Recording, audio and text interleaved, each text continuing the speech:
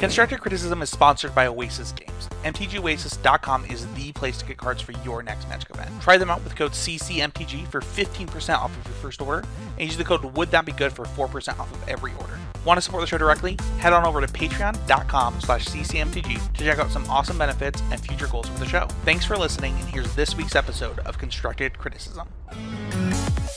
Hello everyone and welcome to the Constructed Criticism Network. This network is here to help you improve at Magic the Gathering at every level. From Pauper Leagues to Top 1000 Mythic, we've got you covered. If you want to hear the entire network, head on over to our sponsor at PureMTGO.com, where you can hear each and every show, each and every week, and check out their sponsor, MTGO Traders, and tell them that the CCMTG Network sent you. Now sit back, enjoy the show. From YouTube, podcasts, and more, here's this week's episode from ConstructedCriticism.com. Hello, everyone. Welcome to the 410th episode of Constructed Criticism.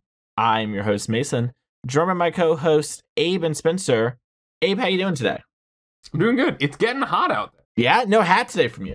Yeah, no hat. Probably gonna be on hat hiatus for a few months now. It gets pretty hot in the summer season. No hat at all during the summer? Not even like a little sun visor? No, I'm not a visor guy at all. I hate brims are not really my thing. Sometimes if my hair gets a little long. Donation goal. We'll buy a CCMTG visor. Yeah. If we hit $100 on Patreon in the next month. I'll wear it out too. I guess that's not public info.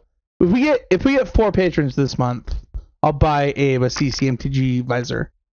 Hell yeah. Yeah, you can wear it when you go to the casino where you play Ultimate Frisbee with your homies. Yeah. I'll be card sharking at the LGS in my CCMTG visor. It'll be good publicity. When I was doing LTO and CC at the same time, my co-hosts were Danny Cathro and Michael Hinderocker.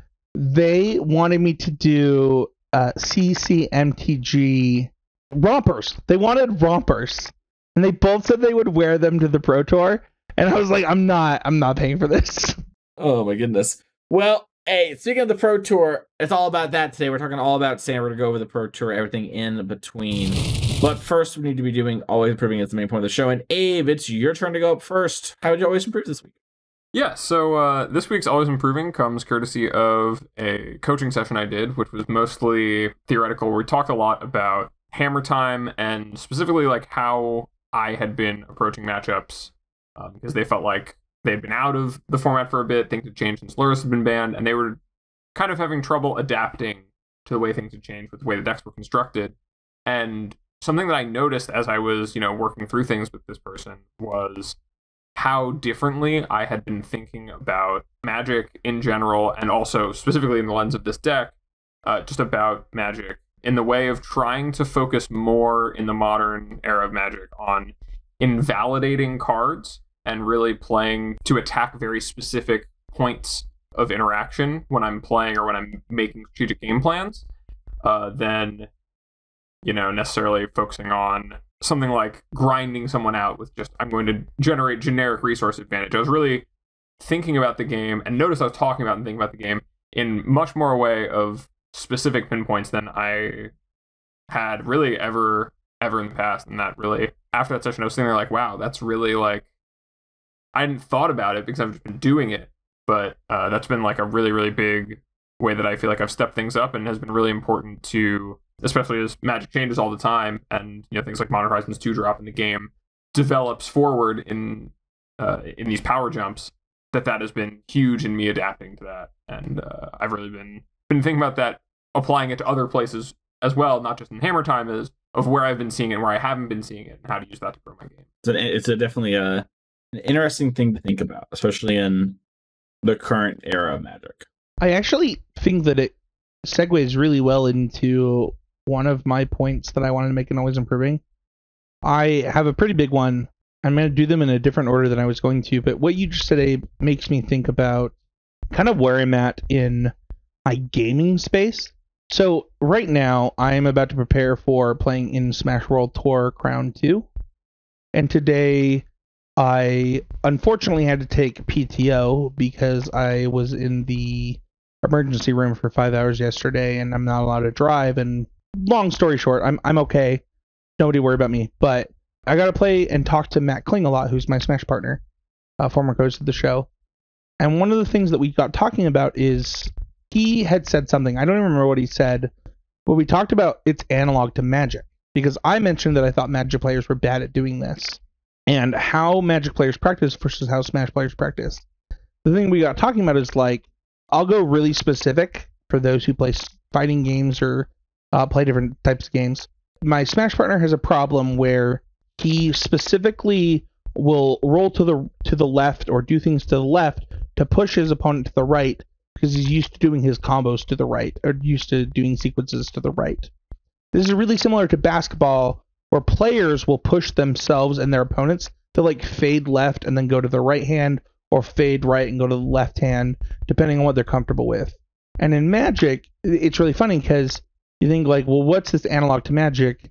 And in Magic, it's actually when you're playing like a mid-range deck or you're playing limited and you force yourself into a specific role. We actually got talking quite a bit about Smash to Magic analogs.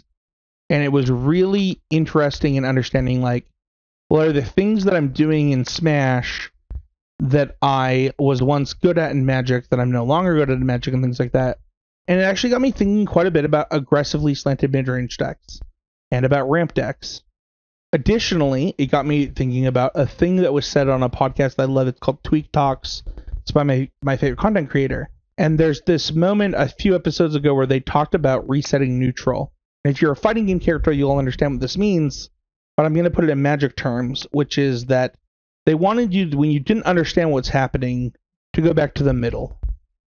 To go back to where everything is equal between the two players. And in Magic, we talk a lot about who's the aggressor and who's the defender. But I think that one of the things that gets lost a lot in Magic is what are the pivot turns when you aren't the aggressor or when you aren't the control player. And I think resetting neutral and understanding, taking a moment to understand where we're at in a specific match and where my role is at this moment is something that's not talked about a lot in Magic. And I had to contextualize it. What is really, if you play a lot of fighting games, and you might understand this, but like a turn-based game that happens at almost supersonic speeds compared to Magic. And it was really interesting. It also made me think a lot about the fact that I was declined. Last week I had talked about, I thought I was going to be approved for Metafy and wasn't. And I just want to take a moment to like talk about the things that I'm talking about here in Smash and Magic. I have a pretty big desire to be a Magic coach. I don't have a big desire to play on the Pro Tour again, but I do think that I can help players who are in the RCQ to PT grind. If you're interested, let me know. And I specifically, in the last couple weeks, decided to focus my efforts in the constructed formats, in Standard, Modern, and Pioneer. And I think that all of these things kind of coalesced for me this week. I don't know, it all kind of clicked, where it was like, here's the fundamentals that you understand, that you want to teach, and it was, I don't know, kind of refreshing. Abe, you nodded your head a lot during me talking, and I'm just curious, like, did you relate to the fighting game stuff? Did you relate to the Magic game stuff? What were you relating to there? I loved everything you just said. That all made a ton of sense to me because I know a little bit about fighting games enough to know the analogs and stuff, and I don't know, anytime I hear someone talking about those kinds of things and how they can relate back, I find myself like really engaged. Mace, you played Guilty Gear Strive. Yes. Somebody I was listening to the other day talked about the analogs between it, Street Fighter, and Magic. Like, they compared the three games. And it was really interesting to kind of hear about, like, I don't know, how interactions take place in a turn-based game and how you get to interact at a certain speed depending on the archetype you're playing. And it made me think a lot about how Magic players choose to play the game. Magic is an interesting thing where sometimes you'll see this happen when, like, multiple people play a game on the league or something like that, but, like, players want to play, like, turns out similarly but differently for, like, reasons that become apparent when they think about the role they're trying to take in the matchup. For, like, casting a spell post-combat versus, like, trying to resolve certain things in different orders to try and, like, hit certain things and get to certain in-game end states, and trying to get them to use the interaction the way they want them to, thinking that's how it's supposed to play out, despite often ending up in, like, similar spots at the end. What you just said is, like, really accurate when I play with me, Matt, and Quentin, where we'll all want to end our turn on the same like untapped lanes, same things available to us, but we'll want to do them in different orders. I don't know if we have a debate about it, but it's like, why do we want this thing? And understanding perspectives can be interesting, even if you don't agree. I don't know if that makes sense. It's important to understand the way, more so than anything, the reason why people do things is like, especially I think in Magic, some of the most important stuff. Because A, it's like figuring out the way people think and work through things is important when you're playing a game. But B, like that matters more than like the result of the game, right? Like I was watching the Pro Tour finals with somebody, and Simon Nielsen was like on a mold of 3 or whatever, and the person could expressive iteration and try and find one of their like 7 one drop removal spells. And I was saying, oh, maybe you're supposed to just like spew a little here and just try to like find either land or one of your bolts. Because if you find a bolt, the game ends on the spot. And if you spew a little and you just get like a land off this, when you have a couple lands, it's fine because you're like a control deck that goes long. And the other person was like, oh, I think I would just like develop my mana tapped here and move on. And like the reasoning for all these things make a lot of sense or whatever. But like what matters more so than like what play happens and which one wins the game is like, all right, well, which one's the most effective over all the games? Because the games play out so variably that's like, okay, yeah, maybe you're supposed to in like this one spot because you have so many resources. We have like, let's say that, you know, he had like 2 expressive iterations. Like, okay, you actually need to make sure you hit your land drops so that you can use your expressives to double spell. Blah, blah, blah. You know, it can go on for a bunch there. So I don't know if Abe has anything he wants to say on that. I'm really just thinking about the example that comes to my mind when I think about this is there was a match I played in like the Dominaria week 1 standard format where I was playing like black-white knights against a blue-white control player. We're on camera, and I went back and watched the match, and there's a point where my opponent is kind of missing land drops. They're stuck on 4. It's very obvious they have Settle the Wreckage and maybe a Glimmer of Genius they want to cast. And to me and Todd Anderson, who's the commentator, that's very obvious information. And I have a Karn and like something else I could cast. But the way that I sequence it is that I attack first into the Settle, offering up like 1 creature that I don't really care about into getting Settle the Wreckage, and then resolve my Karn, as opposed to what Todd is saying on commentary of like, oh, you should jam Karn here so that they're forced to like tap down and then not be able to settle me this turn.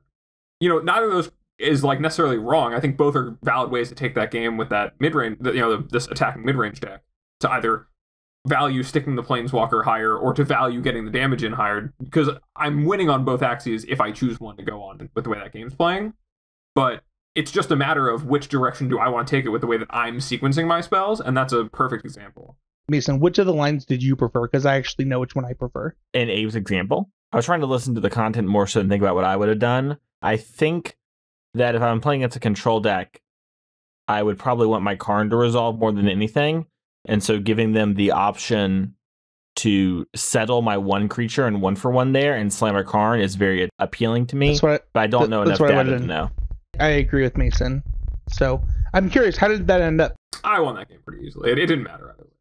The Karn wins the game, me not having the Karn, and me dealing like 9 damage. Because I was attacking around Settle too, right? It's like I'm sacrificing like 5 to 7 points of damage. I was a blue-white gamer in that meta, and that was a that was a rough matchup because of history. It's hard to beat 2 cards a turn, and also hard to beat 2 creatures.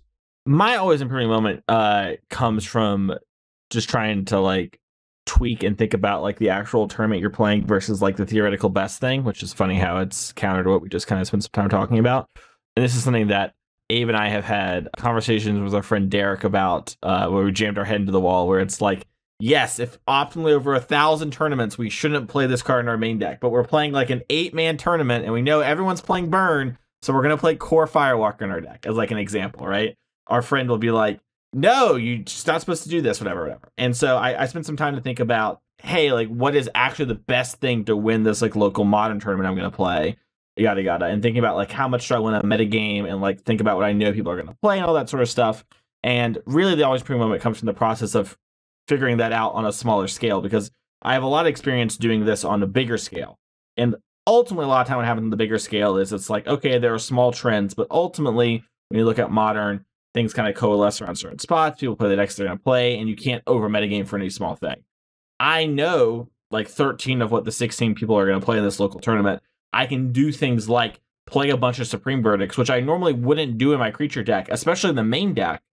But because I know I'm going to have to beat multiple Murktide players, and I had to play every Murktide player in the room, actually, at that tournament, I was like, okay, I'm going to like put this Verdict in my main deck because I also know that I'm going to play against like a Living In player. And so having like, you know, a Verdict is like pretty good for that. And I know there's going to be a Hammer Time player. And I know there's going to be this. And it's like all these little things. It's like, okay, I can shift things enough and do this sort of thing. But going through that process was the always improving moment. Because it's a much more precise thing versus this like ethereal thing. I'll never not take an opportunity to dunk on Derek, so I'm going to take this one. I do think that the idea of, if you honestly, conceptually, if you know 13 of the, you said 18 decks? 16. 16. That's so much better. You finally have a modern sideboard that makes some freaking sense. And then also a modern main deck that can be really sweet. I don't know what certain people whose names rhyme with Schmerich are thinking, but like, that makes a ton of sense to me. I think that specifically, Supreme Verdict is in a really interesting place in Modern. You won the tournament this weekend then, Mason? I got first place. I didn't lose a match all day. Can I ask what you played? Yeah, I played 4-color Control, the Money Pile deck I've been playing. Yeah, I played Money Pile, the Eternal Witness loop, not Elementals. That was what I was right. going to ask. Okay. I think that's a great choice. Can I talk about how I played a challenge with somebody this weekend? So this weekend, I actually played 4-color Elementals with Quentin, mostly focusing on his matches. I think Matt was playing and had dropped out, and eventually all three of us were playing this weekend. We actually got into the conversation about Ewit versus the Elementals deck, and I had a bit of a disagreement with Matt, and one of the things that I talked about was I thought that the Ewit deck got to play a more versatile game plan, whereas they had the same ending plan, right, which is that you outvalue your opponent, is the end. If all you want to do is outvalue, obviously the Elementals version is better. If you want a more versatile game plan, the Ewit version is better. And that's kind of where I landed, and it sounds like that's where you landed, Mason. Is that accurate? This is something I've realized recently because I've had to have this conversation a bunch. You guys might know this because we've talked about this a bit, but I feel like a lot of people haven't realized that this is the biggest reason I think personally to play Ewits over Ragavans, is that Ewits lets you use your sideboard cards multiple times. The Ragavan build does not, nor does the Elemental deck. And so you're removing part of the weakness of the 80 card deck. If you look at my sideboard, my Ewit uses every card twice except Emrakul. Because Emrakul is that in the that in the Patreon Discord? It should be in the Patreon Discord. It's also on my Twitter. Oh, if you look at all my decks, every Money Pile deck I've ever played always has it where Ewit uses my sideboard card multiple times. Yeah. For what it's worth, we actually ended up that one Ewit is always correct whether or not you're playing the Elemental version. And the other thing is that I want to call out that Mason just talked about is that I just think Ragavan is wrong in that deck. Because none of the people on the call that we were at, we started out 5-0 in this tournament, had to mulligan multiple top 8 rounds, but like, I think that just Ragavan in that deck is wrong, especially where the format's at. So, Mason, I think you made a great choice. I love the Supreme Verdict in that deck. I know that we had in the 1K that we played, we had a player playing 2 of them in the main, and they were playing the Ragavan version, and it was the best card in their deck. Yeah, Verdict's pretty well positioned right now. Also, if you're someone who can't figure out why Ragavan, like it looks like Ragavan might be stronger, my quick sell on you is that Ragavan makes your bad matchups better, but only if you have Ragavan on 1. Otherwise, it's worse because you don't have as many Ewits to pick up your sideboard cards in the late game, which forces you to aggressively mulligan 2 Ragavan plus hate cards instead of hoping to just get a little lucky and fail rate them. I have a question for both of you about this, but maybe it needs to be off show. I'm actually curious about Spreading Seas again. I just don't know what I went in for. I think E-Tron is picking up again. I think E-Tron's a buy. Oh man, that was not my experience. We'll talk about that later.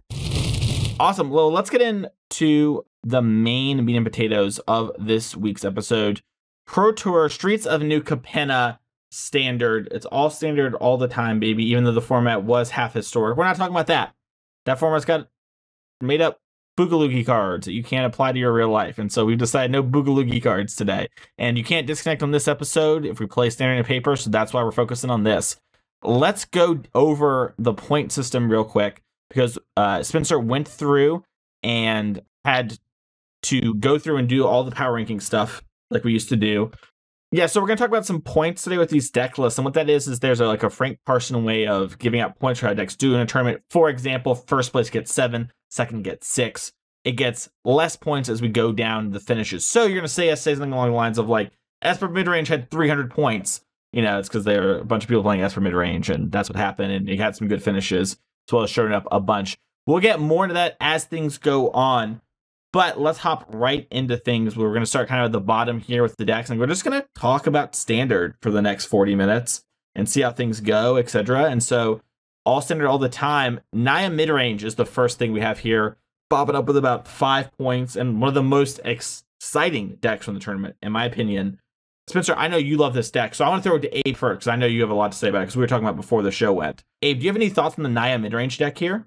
Not really many specifically. I do think it's kind of sweet that the format as a whole, the fact this deck exists is kind of a symptom of you just play the best 3 color cards. A lot of decks are play the best 3 colors of cards with the best mana that you can, and, make your exchanges well and have it all come together. And a deck like this existing is really emblematic of that, especially something so off the beaten path compared to the metagame. I'll concede all my time to Spencer if he has a lot to say about it, because I love hearing him talk about these mid-range decks. Wow, that was so kind. I have a lot to say about this deck. I want to quickly say, though, because I don't think we'll have time to cover all of the decks, Mason, that Blue Red Mill, Naya Mid, and Jund Treasure all got 5 points. They came in 8th through 10th. I think that Naya is one of the most interesting decks because of its placement. Naya got top 8, and honestly, if we kind of look at this, it got top 4. It played so many of the cards that we already know is good. I'm just going to read off some of the cards. Gala's Greeters is a card that obviously we talked about in our Pick 2 set review. We already know about Aspirant. We already know about Skyclave Apparition. Legion Angel is a card I've been high on for way too long. Workshop War Chief was Pick 2 set review card. Wandering Emperor is the best card in Standard. Sanctuary Warden is a card that I personally have gone up a lot on. Voltage Surge, I don't remember if that was a Pick 2 set review card or if we just talked about it off the show. Valorous Stance. The whole deck is just what Abe just said. If you followed the Discord, you saw me slowly moving towards this. From Jund to Naya. I'm not a Naya gamer. White is my least favorite color in Magic. That has slowly changed as I have just appreciated just gaming more. But this deck does a lot of really cool things. One is its interaction with its 4 Voltage Surge and its Valor Stance and its Skyclave Apparition. It plays along the curve, along with the fact that it plays all the best cards in Standard, which in my opinion are the Wandering Emperor, Fable of the Mirrorbreaker, Wedding Announcement, and green cards, because green is good in Standard. It does exactly what Abe says, and it kind of does it in spades. One of my problems with the Jund decks is that the Wandering Emperor is that good. So it's like, okay, should I just play Esper? And it's like, well, no. I can still do all the things I'm doing in Jund. I can still do all the things that I'm doing in Green-Red. I just get to play the other cards, right? Like Luminarch Aspirant, surprisingly enough, when you don't nerf it like they did in Historic and Alchemy, is really good in mid-range decks. So I think that this deck, while I didn't even look at how many players played it. It had to be under 5, maybe less than that, maybe less than 3 players. I think this deck is really good. The deck seems very powerful, and this has like a lot of on rage strong cards that work well together. And Standard's I'm going to say some stuff pretty soon that's counter what I'm about to say, but a lot of the decks are kind of like what Abe said, with 3 color best stuff, kind of get the grindy time.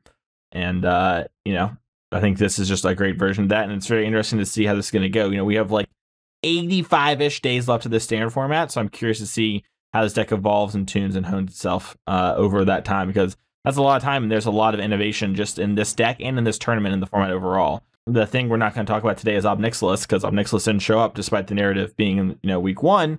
Wow, this card's Oko, and now we're like, we didn't even play it. The narrative at the 1Ks that I've been playing was that Ob was bad. It was good in Black-Red and some versions of Jund, but it was actually just a bad card. Personally, I don't think it's a bad card.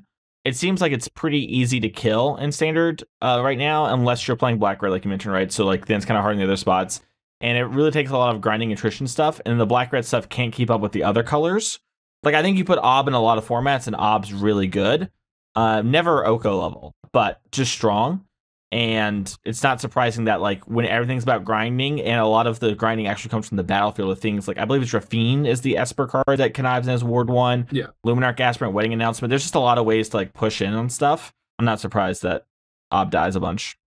I think what you just said highlights why Ob has been doing better in things like Historic and Explorer, where you end up the 3-mana Planeswalker and also like the ability to grab it off of different things and like just the synergies that it gets are way more important in the older formats with its mana cost than what you get in Standard.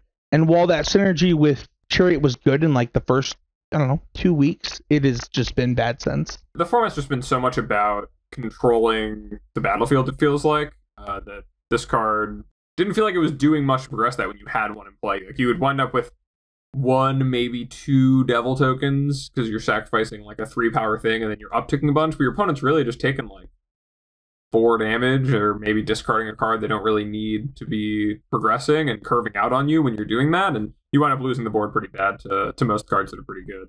I think the most impressive I've seen it be is where people were trying it in those like fight rigging shells with shakedown heavy and stuff, but none of those decks really showed up at the PT, and they're not really a thing. Like outside of that interaction where you're already trying to push a huge power creature into play, that's not really worth. I did lose to that deck a bunch for like a hot 3 days. It's pretty sweet. It's just, I don't know. It's a little fragile. Let's move on to the next decks. We have a pair of control decks here. We have Teamer Control 7 points and Jessica Hanada with 8. Hanada won the professional tour. That was our champion played. Let's quickly talk about the Teamer Control deck. Honestly, it seems like there's just a lot of stuff in the hopes of like fighting other control decks, and you have the Teamer for things like Coma and a real belief in the card Titan of Industry. And there are things like a Seeker's Chariot in the sideboard, and like, you know, but for the most part, you're kind of like the Hanada deck, but you're choosing, or the Hanada in the Storm deck. You are playing Titan of Industry instead. And so I'm not a huge believer in this version of the deck, but I think all the blue red decks are the same, sorry. And I think the mill version is the worst. But I think that the evidence shows that the Teamer Control deck had 6 decks and only got, what did it get? It got 7 points. So technically, it did above average for our point system. I don't know that that matters when you contextualize that every blue-red deck did well. There wasn't a blue-red control deck that didn't do well, right? So it's like, where do you judge that? It's hard to talk about this and not talk about like the Hanada stuff too. I think that deck's bad for what it's worth. So if you want my opinion, I think that deck is unplayable. You should not play it. I cannot believe it won the Pro Tour. That's how bad I think it is. I think it's the Teamer Rhinos of this format. I think it's just bad. Now you're talking my language, speaking a little modern to me. Its baseline is great, right? Like you have this, like, you have to deal with this thing, but this thing happens on like this very convenient turn. It doesn't do, I don't want to take anything away from this winner, right? But they got really lucky. This deck did not do good. It got 8 points and 7 of it came from winning the event. I do not explain this other than I would not play this deck. I think that has been proven for 3 months. This deck is an old Standard deck that got proven that it could not compete, but it is a great Glass Cannon deck, and we talked about that last week. If you want to hear our opinions on Glass Cannon decks, listen to last week's episode, but that is what I will say on Hanada. Yeah, it does kind of feel like, in general, there's just these decks that are using access to big bursts of mana in one way or another to prey on the fact there's a bunch of these mid-range decks that are just trying to play good rate things on the curve. And like all of these strategies from a macros perspective are pretty good against the more curve mid-range decks. And so, you know, the fact that lends towards, you know, a deck like Jessica Hanada or this Teamer Control deck, which was, you know, using Titan of Industry as its top out plan instead of the like Lear combo we'll get to. They used to be Epiphany decks or whatever it is they're ramping to. Their top end take over the game card kind of varies the way that they choose to end the game, but the engine they operate on to try to attack this mid-range format is all the same. And the fact that those were all, you know, they could have a bunch of different takes on the end game of it, but still find, you know, relative levels of success. And even this deck, which kind of does the same thing from a top-down perspective, but has a different way of doing it with Hanada and Magma Opus, I think really shows the strength of those decks positioning in this Pro Tour metagame. I do agree. I think that the Jeskai Hinata deck, it has its gimmick that gives it its edge, but I think that you can't really rely on that. I think the number of cards that are currently stopping Magma Opus are a problem for this deck. I don't think that Titan of Industry has this problem, and I don't think the Storm cards have this problem. Mason, I've taken too much time away from you here, but I like the assessment that the problem with the Hinata deck is we kind of need Hinata to unfairly use Opus in comparison to like Lear plus the Windfall with the dragons and all that sort of stuff. So that is the reason I think this deck fails, is because things like Disdainful Stroke and Negate, you know, how to just keep your Hinata on the board are all like pretty big hurdles that are not there for the other versions of it. And while the payoff is stronger when you go slam, and a lot of times it's not even necessarily always stronger, which is a like bad thing to happen. one of the things that happened before the Pro Tour is I actually text these two about the blue-red control deck, because it originally the things that were happening in the challenge were this like crushing, cleansing wildfire filled ruin decks, right? And I was like, well, why not just be a Swari Disruption deck? And then it turns out that that's exactly everyone figured that out, and that's what people switched to. And then it's like, well, okay, if that's what people are switching to, then like Magma Opus is just bad. Like, this is not what I want to be doing in this format. When talking about the like comparison team of Rhinos, when you listen to us talk about this, a lot of it's like, if you're going to buy a standard deck and play a bunch of standard tournaments in a row, it's hard to suggest something like this. Like the other stuff, even though obviously it won the Pro Tour, and like it's not like the deck's actually unplayable, just in comparison to the other decks. It's like, why would you play this over that if you could buy any one deck? You know, and they're all basically exactly the same cards. It really is, right? Like I talk all this crap on Rhinos. It's not that Rhinos is bad. Why Rhinos? That is the exact problem.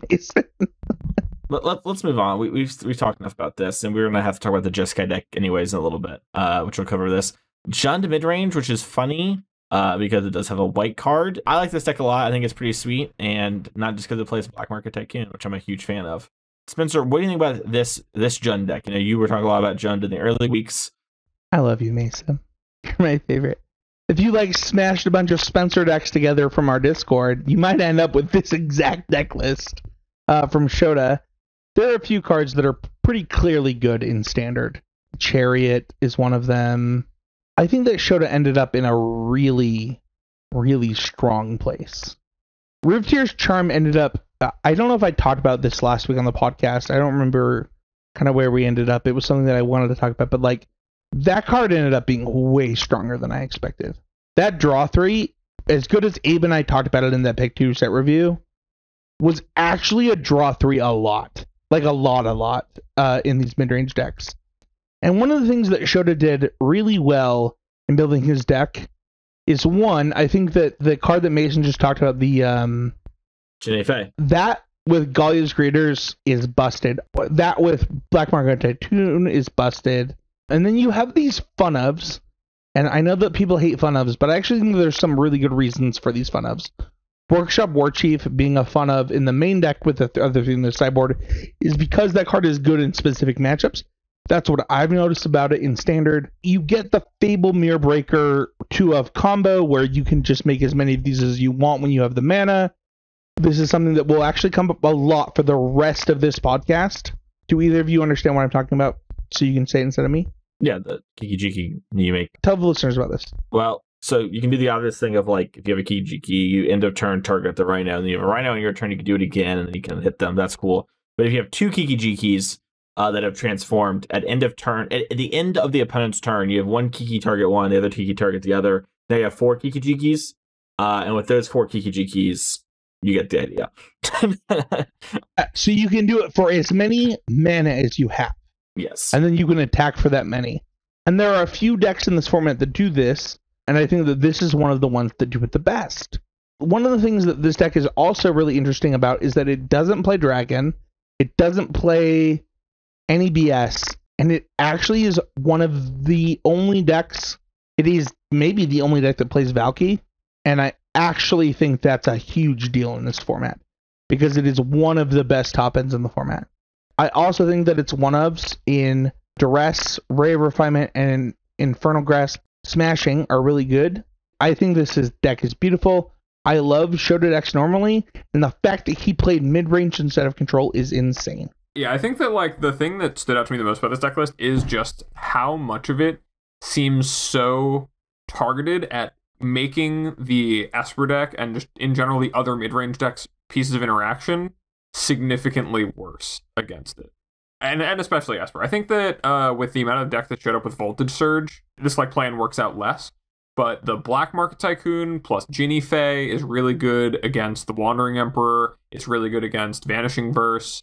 Gala Greeters is very easy to get value off of before they can afford to spend 2 mana to Vanishing Verse, which is usually their only removal spell. It kind of has a bunch of these engine cards that are difficult to disrupt with the removal that was being played by the Esper decks, which wound up being the most played decks and were the obvious deck coming in. And I think that just the way that the threat base is constructed and the decisions that were made were really, really smart. And I personally am actually really interested in seeing if the Naya mid-range deck starts to adopt things like Ginny Fae and Black Market Tycoon in pushing itself forward to, you know, have more grind in these like emerging mid-range mirrors, as well as, you know, this alternative way to generate pressure outside of just casting its threats. That is what I messaged you earlier, Abe. What do I owe you for saying Oh, it? I didn't get that message actually.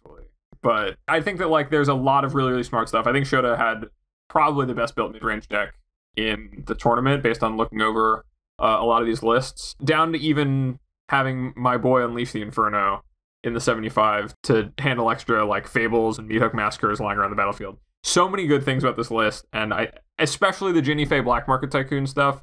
That's a real untapped, unexplored avenue that I think if it starts to get adopted in multiple places, either as these Jund decks focusing on treasure push forward or the Naya decks start to adopt it, it will cause a real need for the Esper decks to change in kind to react to them. Well, while we're here talking about mid-range decks that are kind of like lining up against the format, let's look at Grixis Vampires, which has what some beautiful people are calling the Rogue Refiner of Standard Corpse Appraiser. What do we think about this deck? Because this deck's kind of spicy. We saw Siggy pilot this at top 4, I think.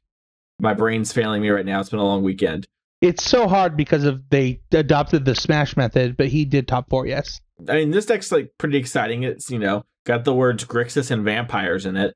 And in reality, it's kind of just like a mid-range deck that has some stuff with the Vampires and, you know, there's some value to be had there. But what do y'all think about this deck? Because this deck is, you know, trying to compete in the same avenue. We just spoke a lot of praise about the Jund deck, and this is trying to compete with that. It's trying to compete with Esper. Can I beat our chests for a minute? I was looking over deck lists as I was making the show notes today. And if you just listen to constructive criticism since Abe and Spencer came back, I think 80% or more of the cards in our Pick 2 set reviews top 8 of this Pro Tour. Straight up, it might be more than that. I think we annihilated this Pro Tour. And I think that there's a lot of things going on with this deck specifically. First of all, I think that we had a miss in Corpse Appraiser. Corpse Appraiser, in addition to the fact that Tenacious Underdog exists, was something I did not appreciate.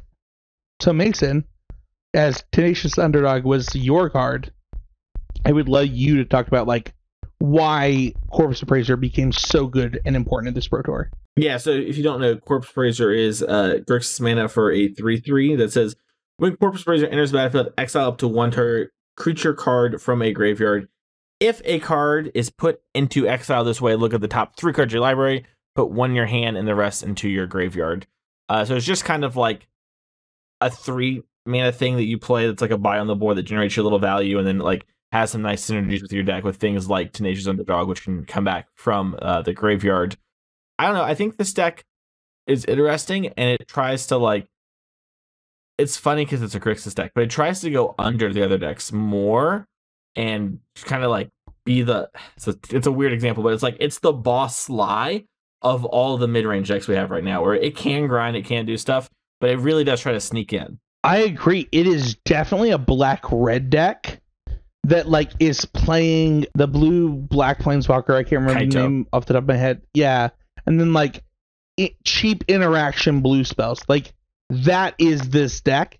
So Grixis is like a funny name for it. That's what your mana is telling you to do. I think it does a great job of it. It's sweet. I don't have too much to say on it. I just think it's interesting how I think this deck has a lot of problems in a lot of matchups, but it's able to like go under and kind of like tempo people. I want to challenge you on this. This was the best performing deck of the Pro Tour. So I think it did really well, and I think it is kind of strong. I just think that as time goes on and we learn more and we're like kind of used to like what this deck's trying to do, I can see the format kind of congealing around it, because I feel like decks like this often have like spots where they're good versus like being consistently good. Can I ask you a question that I'm assuming too much? Are you saying that because a super team played it and because of the super team that played it? No. Okay. I think that Grixis Vampires is really similar to what Mason said, but I think it has more staying power. What will end up happening because of where we're at is that there are very clearly some mid-range decks, right? You've got Esper, Jund, Naya, and Grixis. So there's something missing, right? Bant did not do anything in this Pro Tour. So a couple of things can happen, in my opinion. One, Grixis, which was the best performing deck, now that it exists and people know about it, gets hated out like Mason said. What I think will happen is actually what Abe said. I think that the best cards will congeal into the format, which will end up being a Naya mid-range deck. And thus Jund, Esper, and Grixis will just be week-to-week decks, and Naya will become the best deck in Standard.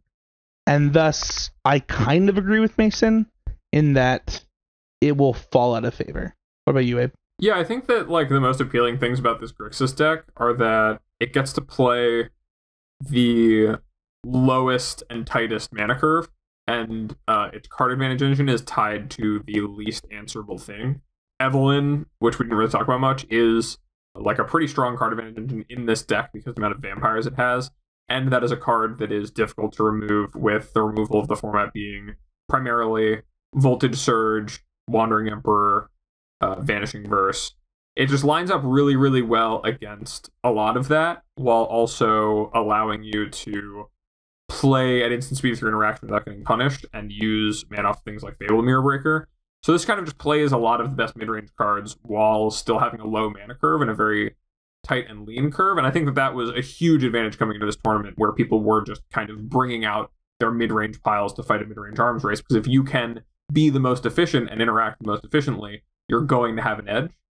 I think that as the decks become more refined, this information's all out there, this deck will struggle a little more, but there's always going to be an edge to being able to play a leaner game plan, especially in the face of a lot of the slower control decks that kind of need setup time. I think the format probably does start to coalesce around the best singular, cards and ways to pick apart the overall dynamics that were very apparent, and the way that this team chose to do it and the way that the Grixis deck chose to do it is one of the strongest, with the fact that the control decks were the best step up to answering the mid-range decks. You just made me think of two things, Abe. One of them has to do with something that Mason and I talked about, like 5 days ago. One of them being, I don't know that Naya will end up being like the end-all be-all, right? You actually had mentioned earlier in the show that like it's also the Jund treasure decks end up being the best thing. And to me, those have been the two best things in Standard. I don't know if that's like me being like a green-red mage or whatever, but Mason actually mentioned to me that some of the Jund stuff that was doing similar stuff to Shota's deck, but then like top ending at Titan of Industry looked really good. I think it had like, what was it, Mason, like 3 top 8s in the challenges? Yeah. In like 2 weeks. None of that showed up. The mid-range mirror wasn't about going super big. It was about what you just said, Abe, which was being consistent and linear and like making your plan. I also think all the Titan of Industry stuff, you just fall over and die to the Hanada Jeskai Storm stuff. You're not prepared to fight that fight at all. What Mason just said is exactly right, that like, while Titan of Industry seems like a great card, like the second you fall into the blue-red control decks, you're just actually in big trouble. Let's quickly talk about Naya Runes. This deck's been around for a little bit. It got 13 points, so one better than old Grixis Vampires. We talked a lot about Naya mid-range. Abe, do you have any thoughts on the Runes? It's like the mono red of the format. It's just your deck that is pretty unchanging, has the same good cards in it, has its linear game plan, like, probably like 55% to win a game on the play or something. I know a lot of pros who played it talked about liking it because they felt like a lot of their games were very die roll dependent. They might as well play the most consistent and proven deck that does that, but it didn't seem like there's anything revolutionary going on in these decks compared to the Naya Runes decks we've seen for months now, so. Yeah, I think this deck's bad. I think you should not play this deck. It was one of the worst performing decks at the Pro Tour. It's super overrepresented. I don't think it has a good Esper matchup. I don't think it has a good mid-range matchup. I think this deck's bad, and you should not play it. I think that there will be weeks where that's not true. It's like almost the affinity of Standard at this point. People were super prepared for it this weekend. They will be super prepared for it because people will be playing these decks for a few weeks, and you need to wait to pull this out again. That's okay. Like, that doesn't mean this... I should not say this deck is bad. This deck is not bad. This is a good deck. It is not well positioned right now, and you should maybe stay away for a couple weeks. This deck had some innovations at the Pro Tour. I cannot remember them off the top of my head, but I saw a few things from deck lists that I was really impressed with. It's hard, right? Because like Showdown of the Scalds should be one of the best cards in Standard. And for some reason, that was not true this weekend.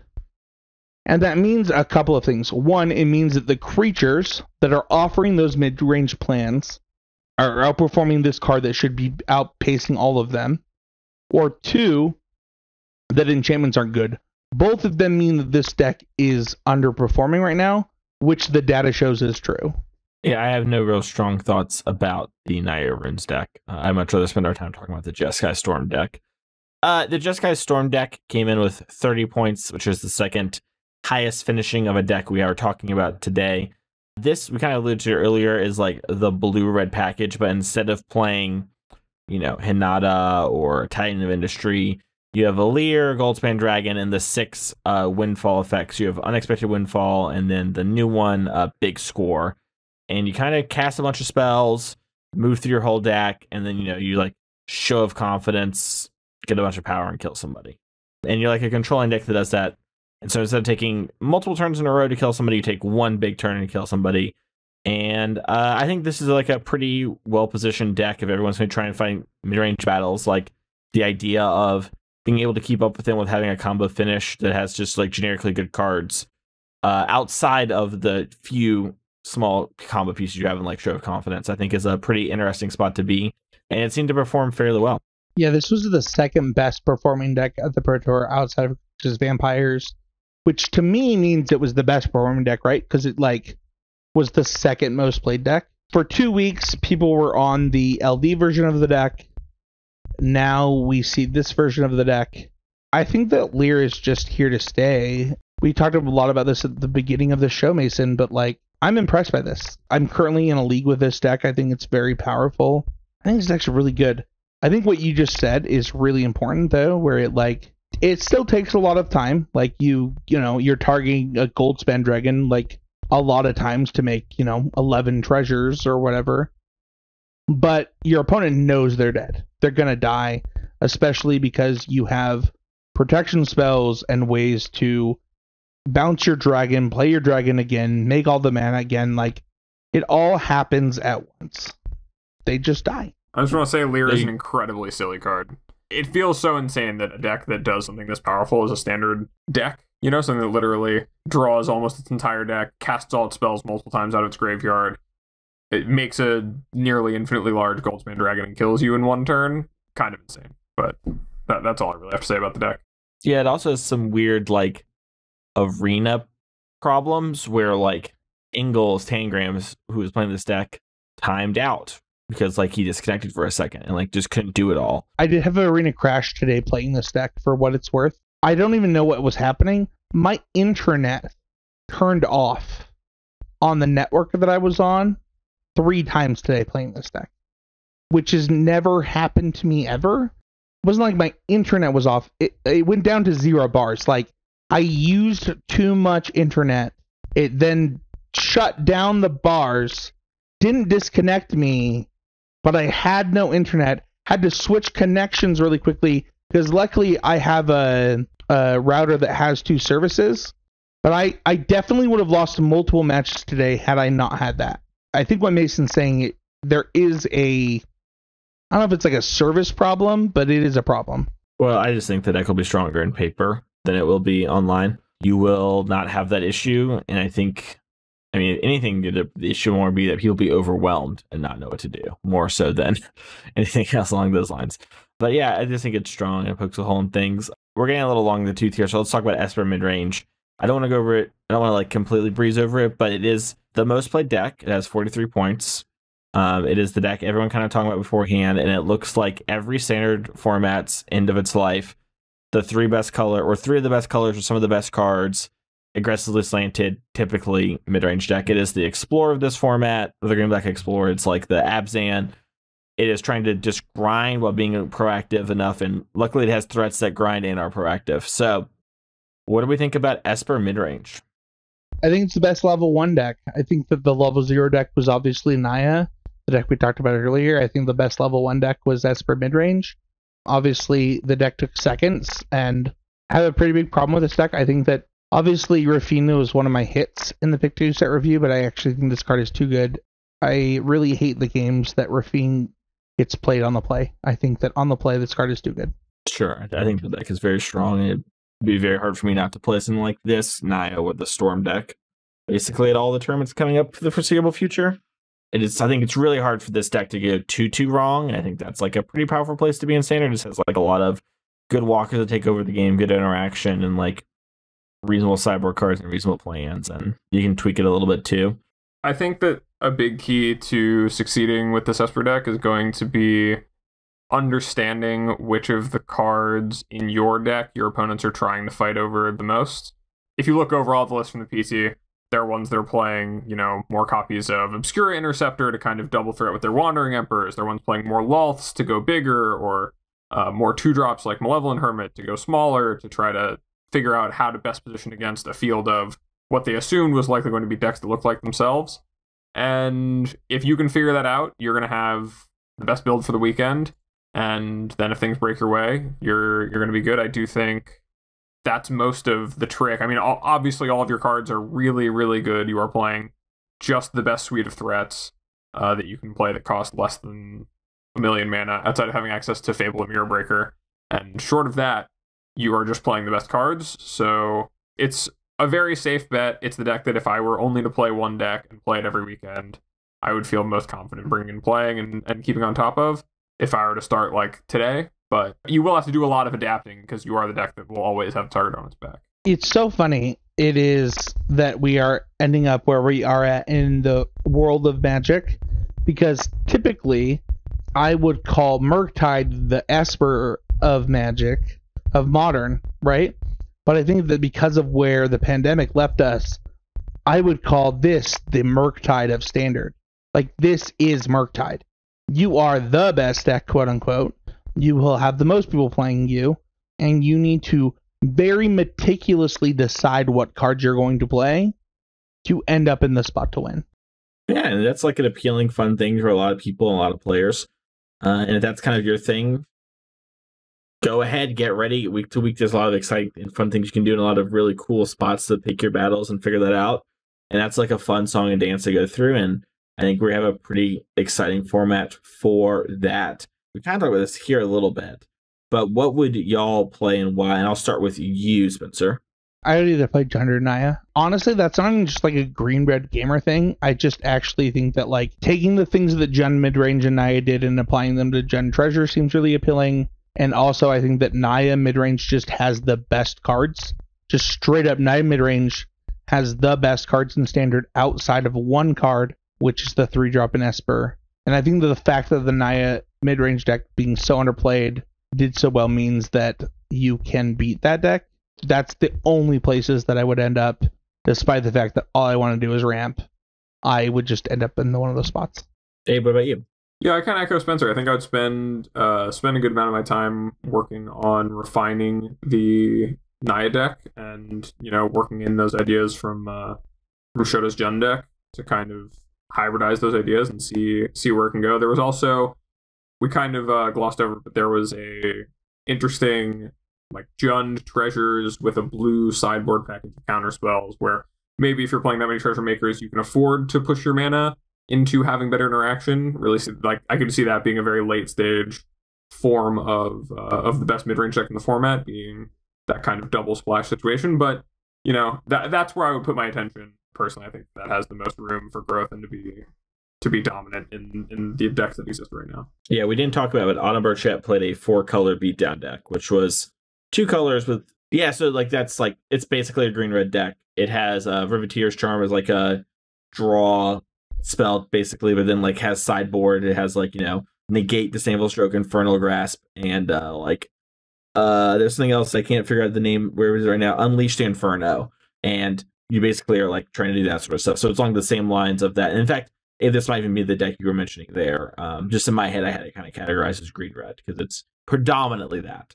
I do think that like if you just buy all the cards from our Pick 2 set review since Abe and I joined the show, you would have owned like every card of this Pro Tour. Like you just would own them all. Down to the face breakers. The Autumn deck was playing Facebreaker too, right? Yeah. I remember seeing. I remember seeing that card and being like, bingo. And Goldhound. Like it was doing or Gold. Yeah, is it Goldhound? Is that the name of It it? was like the Sentinel Magda shell. Personally, I think I would probably end up on the Esper stuff, at least at first, just because I'm not sure where things would go. And I just think those things are generally good, and I'll kind of force people to beat me. And like Spencer said, the Rafinha, I think is the card's name. If I'm on the play with that card, I feel like my win rate's going to be very, very high, and it does not matter what they're doing. One thing to think about for those who are about to play the Esper deck is that you should look at a lot of Esper lists. Obviously, they were all very different at this Pro Tour. Your Esper deck should look different every week too, would be my guess. You know, I don't disagree with Mason. I think that like if you know what you want your Esper deck to look like, it's gonna be that Murktide deck of this format, and it will be good. You just need to know what you want it to look like. That's going to do it for our main topic here, talking about Standard. In a pretty exciting place. We're probably going to come back to Standard, like I mentioned earlier on the show. We got about 85 days left with the Streets of New Capenna as the main star of the show. That is a long time for Standard to be in one format. So we're going to see either one or two things happen. We're going to see a lack of innovation from this week forward because it was the Pro Tour a month into it, or we're going to see some crazy wild stuff happen over the next coming weeks. I hope it is the latter, because that is some of the coolest stuff that happens in Standard, is when we get into checked notes week 11 of Standard. So I can't wait to see what happens with all of that. But that's going to do it for main topic. We do have some pretty important housekeeping things to talk about. And so, Spencer, I'm going to let you take it away on that. Yeah, when making the show notes, did not realize when this would go up versus when the next episode would go up. So I want to tell my favorite Oasis game story as we say goodbye. And mine actually happened today. You know, I can't speak for Abe and Mason, but Oasis has been a huge part of my Magic career. And I was able to order one of my Pioneer decks that I'll be trying to play at the RCQ season this... Man, I'm going to cry. I was able to order a Pioneer deck incomplete today. And I thought about all the times that, whether I was working at Oasis or whether I was just borrowing cards from the sponsorship, and I didn't realize that we were going to be recording on the 23rd. This month moved by so fast as we decided to say goodbye to Oasis, and I talked to Alex that this podcast literally would not exist without Oasis. The current Wizards play design team, having Hinderocker on it, Brian Hawley on it, also wouldn't exist without Oasis. And, you know, while this is just a little store that sponsored this podcast, it's had a huge impact on Magic. It had a huge impact on me. If you've ever qualified for RPTQ or Pro Tour with one of my decks, or from a Michael Hinderocker deck, or from a Brian Hawley article or whatever, Oasis had an impact on that. And I don't know, I wanted to say thank you before I inevitably right now need to announce our new sponsor, because this podcast might go up around the time that sponsor is our sponsor. I don't know, it feels weird to do that though. So, thank you to Oasis. Depending on when we record, they will be our sponsor next week. Their inventory has skyrocketed. You should check them out. Use the code Would That Be Good or CCMG. Whether it's your first order or all your orders. But Game Grid Lehigh, a local store that runs 1Ks, will be our sponsor moving forward. And it won't just be our sponsor, they'll be sponsoring the entire network moving forward. And I have been working closely with the owner, and I'm really excited for this. I think that it's going to benefit Abe and Mason a great deal, as well as Sam and the common knowledge people. I'm really excited for it. I think that, Oasis and us have been moving in different directions, and that's why this mutual change has been good, is that we got to pick the sponsor that I thought was best for us. Stay tuned for what happens from GG Lehigh. They will be sponsoring the Constructive Criticism Network events. They will be the same price Sport Plus, and I really appreciate them. I don't know, Mason and Abe, do you want to say anything about Oasis or about our new sponsor before we move on? Or the events? I don't have anything to say about Oasis other than the times I've ordered from them. Everything's been great. They've been a great sponsor to me. They've always, given me what they've agreed to give me on time and everything, and they seem like run a great store.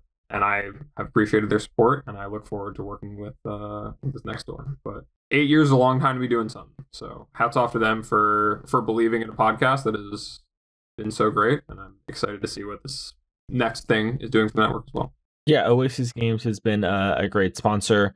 I actually wore, it was just next up in the line, but I wore my Oasis shirt to my LGS on Sunday, and someone walked up and said, like, hey, have you been to Oasis Games before? And I said, oh, yeah, they actually sponsor my podcast. And that person walked away because I said, no, I've never actually been to Oasis. And so I assumed they're from Utah, and they liked it. But it does get brought up time to time. That's because they've had great service, and their name is unique, and they have a cool logo, and it stands out. So, the experience with Oasis has been really good. You have the stuff at a good price and everything. And if you've ever listened to the show for a long time, you're like, one day I'm going to make my order, you should make your order now. Get 15% off the first one, Mason. They can do that with the code. Last one. Would that be good? No, CCMTG. Whatever. Would that be... Who cares? They're gone. It would be good if they got 4% off every order, though. That would be good. God, that one has not aged well with the show. That people are just like, why is this the thing? Anyways, real ones now.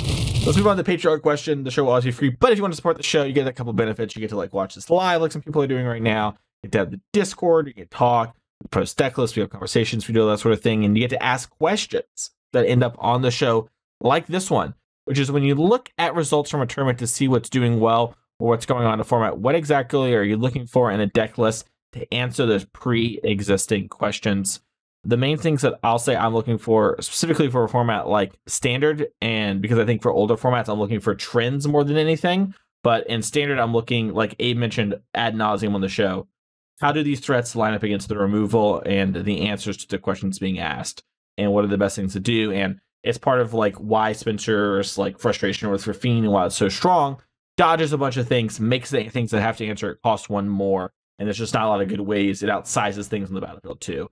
So that is one of the main things I'm looking for. Spencer, what about you? I'll just mention Rafine, and I think that has to do with, I think it's not just Standard. I think Pioneer and Modern apply to this too, where Rafine has this thing, and it's actually why Vault Surge, I think, was so popular this weekend. It's how do I answer this card? Also, you'll notice that there are a lot of decks had either a 4-1 or a 3-1 split between Vault Surge and Abe. Do you know the card? It was 1 black. Deals -4/-4. Yeah! It's what is this card doing in these decks? And it's well, it kills a specific threat. And that threat was really important in Standard this weekend. I think that is what I'm looking for, just like Mason said. I don't even have a disagreement. I think that when you look at things like Modern, it maybe it's a little more blurry. But even then, think of the best decks in Modern, they're decks that have graveyard interaction. They're decks that have overall versatile interaction, and then large or hard to deal with threats. And that is true across Standard, Modern, and Pioneer. And when you do those things, your deck becomes good. And so I look for decks that do those things, and if I can't find that, then I move on to, well, okay, what is the best threat then? So that would be my answer. My answer is a lot more top-down than Spencer's. I actually, looking at it to make sure I got the name of the article right. There's an article 3.5 years ago on Star City. Crazy to say that number. It's been so long. It's titled New Suite Archetype, Modern Archetypes for Baltimore. And it was an article where the pitch was actually, I just want to go look at modern decklist dumps and break down the trends that are going on in the format from that, looking at unmarked path of what's going on in the format outside of, at the time, which was just like Dredge, Humans, KCI, the normal things that everyone was playing. This format was kind of close to solved. And in that article, I actually break down a ton of these like off-the-wall wacky decks that you don't even hear about anymore. Start looking at the things that they're doing to make them succeed enough to 5-0 lead. If you go and read that article, I think it really does a perfect example of me outlining that thought process that I have when I'm looking over things and trying to look at what's doing well and why, and what's going on in a format, and what those common threads are, and where I find them within looking at all of these different decks. And so I would say go and find that article. I can link it in the Discord. I probably just will. You can read it, and hopefully that's helpful to you. But yeah, it's more about looking at, for me, the bigger picture of how people are trying to gain edges in common ways. What are the routes people are taking to solve problems? And in Standard, sometimes it can be the small scale things of how are people trying to answer these threats, or what are the interactive spells people are playing to try to answer what they think is going on. Or in a format is much broader than that, in like Modern Pioneer, can be what are the ways people are attacking everything. How is it they're trying to win? What is the way they're generating card advantage? What's their most important resource? Look at threads like that and then evaluate how to be working with that as your basis. Awesome. Well, hopefully that was helpful for you. If you want to support the show, do Patreon, all that sort of stuff. It's greatly appreciated. But you can also like, subscribe, leave a review, and make sure to check out the rest of the network while you're there. You want to check out Common Knowledge. It is a Pauper podcast, all about Pauper, all the time, baby. And then Drafting Archetypes with Samuel Black. Goes over different archetypes every week, and it's a pretty exciting show. That's going to do it for us. If someone wants to find you, Abe, where can they go? You can go to twitter.com/morenothings. You can always DM me for coaching with the Hammer Time deck.